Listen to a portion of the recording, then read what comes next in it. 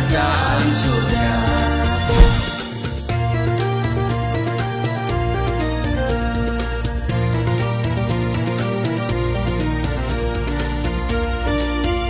Shalom Bapak Ibu, sahabat Galilea dan seluruh subscriber Galilea Network yang diberkati oleh Tuhan Yesus. Apa kabar di akhir pekan? Apa yang saudara pikirkan? Saudara sedang sibukkah? Apakah saudara sedang berada dalam kegiatan akhir pekankah?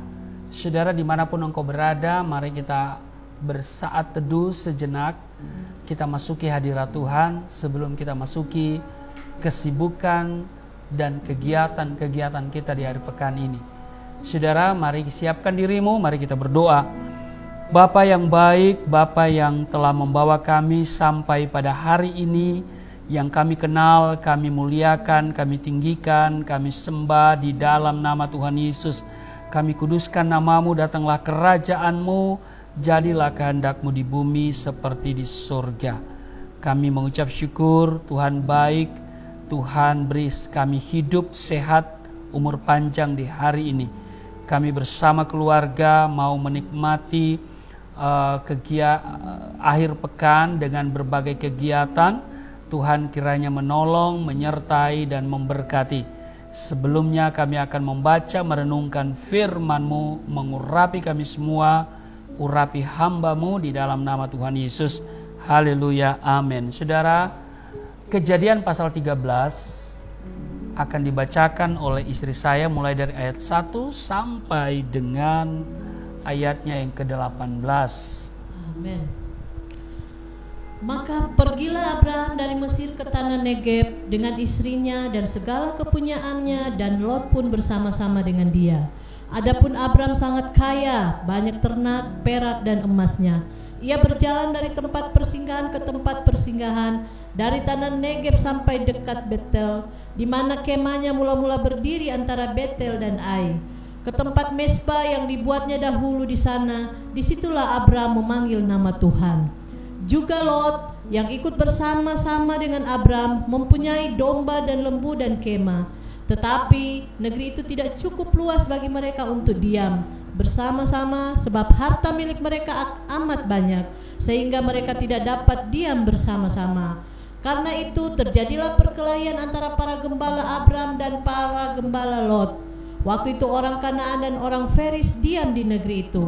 Maka berkatalah Abraham kepada Lot, "Janganlah kiranya ada perkelahian antara aku dan engkau, dan antara para gembalaku dan para gembalamu, sebab kita ini kerabat.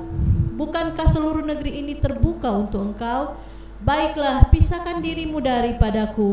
Jika engkau ke kiri, maka aku ke kanan. Jika engkau ke kanan, maka aku ke kiri."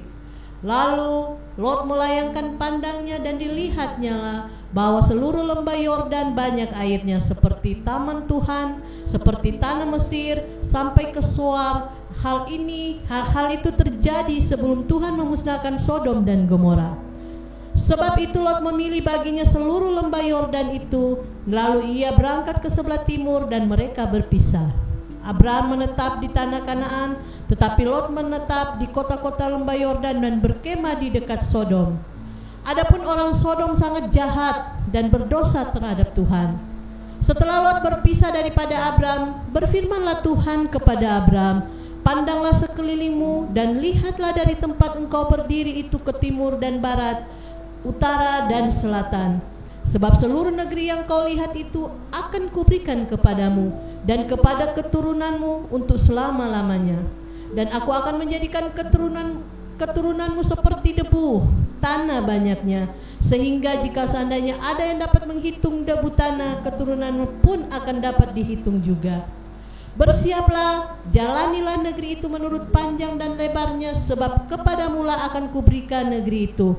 Sesudah itu Abraham memindahkan kemahnya dan menetap di dekat pohon-pohon tarbantin di Mamre, dekat Hebron, lalu didirikannya lah mesbah di situ bagi Tuhan. Nah, saudara, cukup panjang ya. Ayat 12 menarik. Abraham menetap di tanah Kanaan, tetapi Lot menetap di kota-kota lembah Yordan dan berkemah di dekat Sodom. Saudara, berbicara tentang Lot berarti berbicara tentang kota Sodom dan Gomora. 2 kota yang di bumi hanguskan Tuhan karena perbuatan bejat penduduknya. Apa hubungannya dengan Lot? Ya, Lot beserta seluruh keluarganya tinggal di kota itu. Lot adalah keponakan Abraham yang diajak bersama-sama meninggalkan negeri nenek moyangnya. Abraham diberkati Tuhan secara luar biasa, dan hal itu membawa dampak yang baik bagi kehidupan Lot. Perekonomian Lot turut terangkat dan terberkati. Nah, Alkitab mencatat bahwa keduanya memiliki banyak ternak sampai-sampai tempat di mana mereka tinggal tidak cukup luas bagi mereka untuk diam bersama-sama. Bayangkan saudara, sebab harta milik mereka amat banyak sehingga mereka tidak dapat diam bersama-sama. Memang orang kalau sudah punya harta banyak, saudara, itu tidak bisa diam bersama dengan rukun dalam satu keluarga. Ya, saudara, jangan sampai terjadi ya.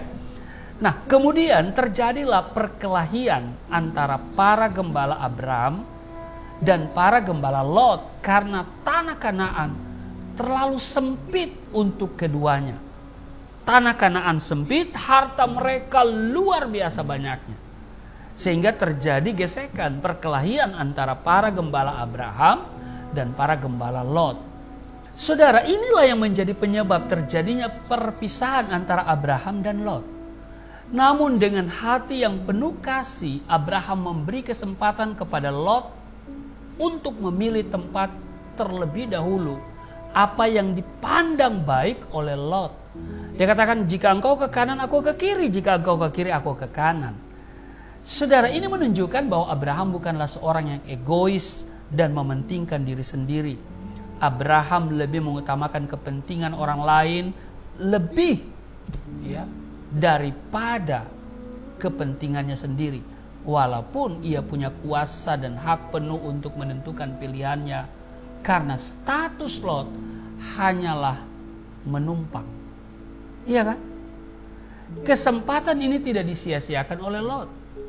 Ia membuat pilihan sesuai keinginan matanya.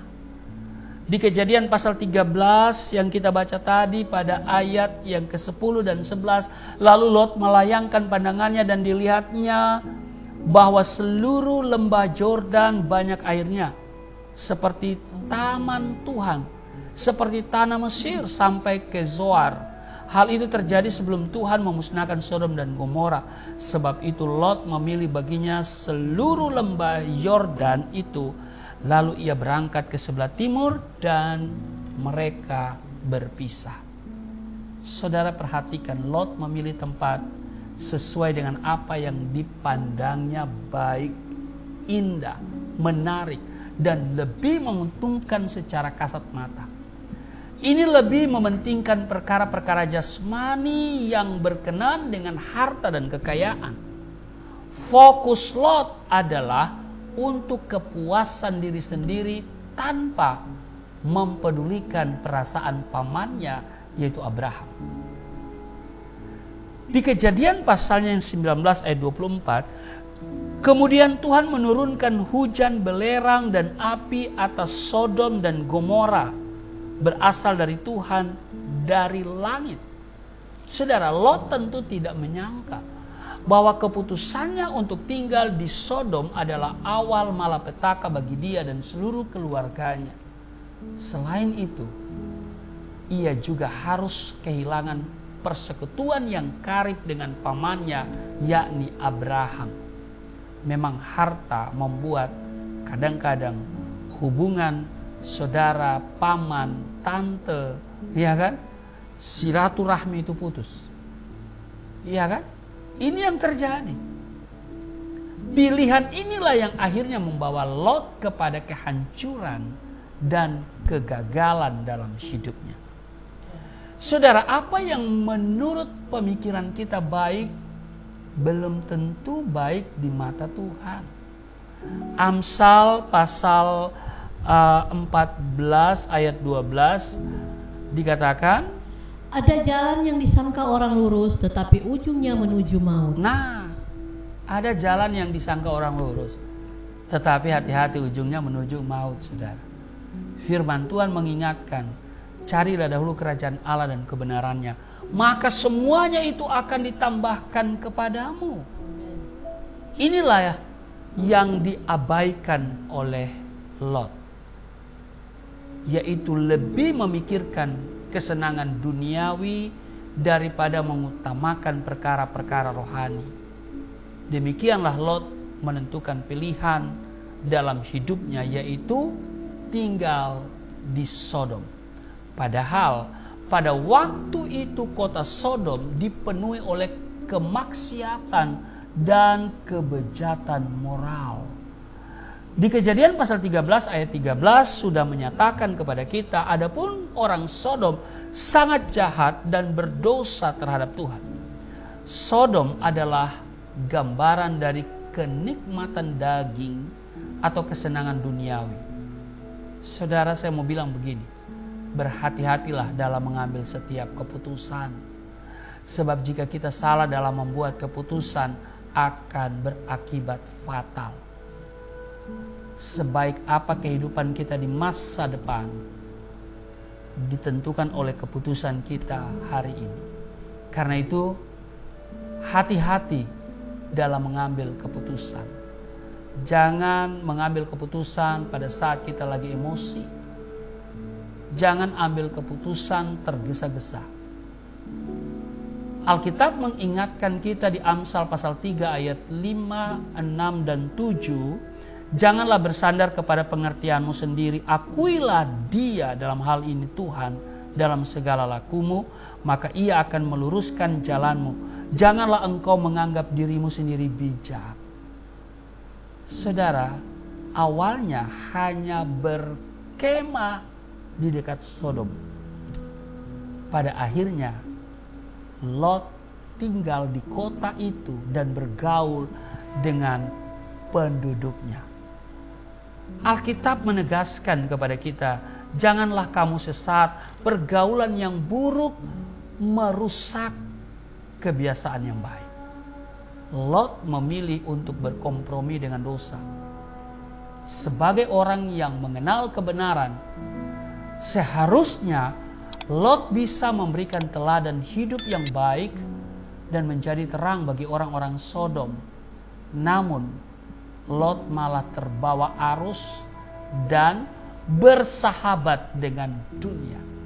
Alkitab mengingatkan kita di Yakobus pasal 4 ayat 4. Hai kamu orang-orang yang tidak setia, tidakkah kamu tahu bahwa persahabatan dengan dunia adalah permusuhan dengan Allah? Jadi barang siapa hendak menjadi sahabat dunia ini, ia menjadikan dirinya musuh Allah. Nah, persahabatan dengan dunia adalah permusuhan dengan Allah. Saudara pilih, ambil keputusan. Saudara mau bersahabat dengan dunia atau mau bersahabat dengan Allah? Persahabatan dengan dunia berarti saudara telah memposisikan dirimu menjadi musuhnya Allah. Karena itu biarlah kita hanya bersahabat dengan Tuhan Yesus. Amin. Ketika Sodom dan Gomora di bumi hanguskan oleh Tuhan, Lot terkena dampaknya. Harta benda ludes, istrinya pun menjadi tiang garam. Tuhan masih menunjukkan kasih-Nya karena Ia ingat kepada Abraham sehingga Lot terluput dari bencana itu. Tetapi saudara lihat bahwa apa yang menjadi pilihan Lot ternyata keliru bin salah, ya kan? Karena dia memilih mengambil keputusan berdasarkan pertimbangan emosi kedagingan dia. Mari saudara kita lebih mencari perkara-perkara yang di atas, demikian kata Alkitab. Perkara-perkara yang rohani, sebab itu kekal adanya. Amin. Mari kita lebih mengutamakan perkara-perkara yang rohani daripada perkara-perkara yang rohana. Kalau saudara sedang berkegiatan akhir pekan, ini lebih kepada perkara-perkara rohana. Tetapi ketika saudara ambil sikap bersaat teduh seperti pagi hari ini adalah bentuk perkara-perkara yang rohani. Nah, sebelum saudara masuki perkara yang rohana, saudara cari dulu lakukan perkara yang rohani. Maka akhir pekanmu membawa damai sejahtera, sukacita, ketentraman. Amin. Saudara dilindungi oleh Tuhan, terhindar dari segala yang jahat, itu doa saya. Apapun kegiatan akhir pekan saudara hari ini, dimanapun berada, saya berdoa semuanya berada dalam sukacita, kegembiraan, damai sejahtera memerintah di hidupmu, dan penyertaan Tuhan menjadi bagian daripada kegiatan akhir pekanmu hari ini. Amin. Tuhan Yesus memberkati. Mari kita berdoa. Tolong kami Tuhan untuk selalu mengutamakan perkara-perkara yang rohani, sebab itu sifatnya kekal, dan kami ambil keputusan untuk bersahabat dengan Tuhan. Kami tidak mau bersahabat dengan dunia, dan kami hanya mengandalkan Tuhan dalam hidup ini. Terima kasih Tuhan, setelah kami ikuti perkara-perkara yang rohani pada pagi hari ini, kami akan lanjutkan dengan perkara-perkara yang rohana, menikmati akhir pekan dengan berbagai kegiatan. Tuhan menolong, menyertai langkah kami tidak celaka, tidak jatuh, kami semua terpelihara dan penuh damai sejahtera, sukacita di hari ini, di dalam nama Tuhan Yesus. Haleluya. Amin.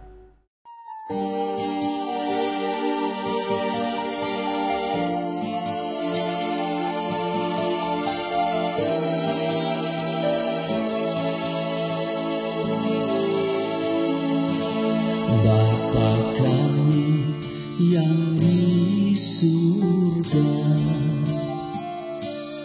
dimuliakanlah nama-Mu. Datanglah kerajaan, jadilah kehendak-Mu di bumi seperti di surga.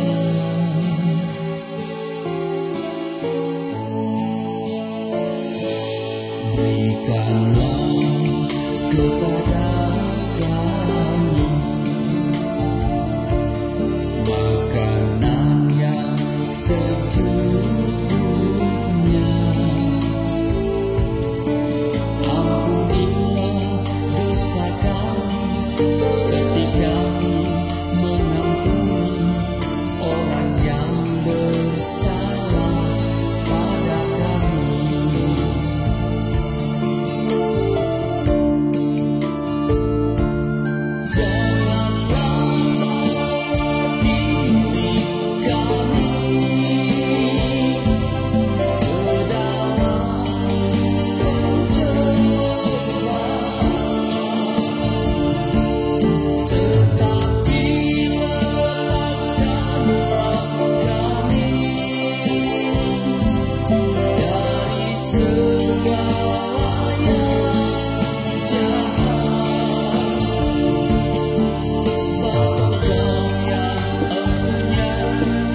Kerajaan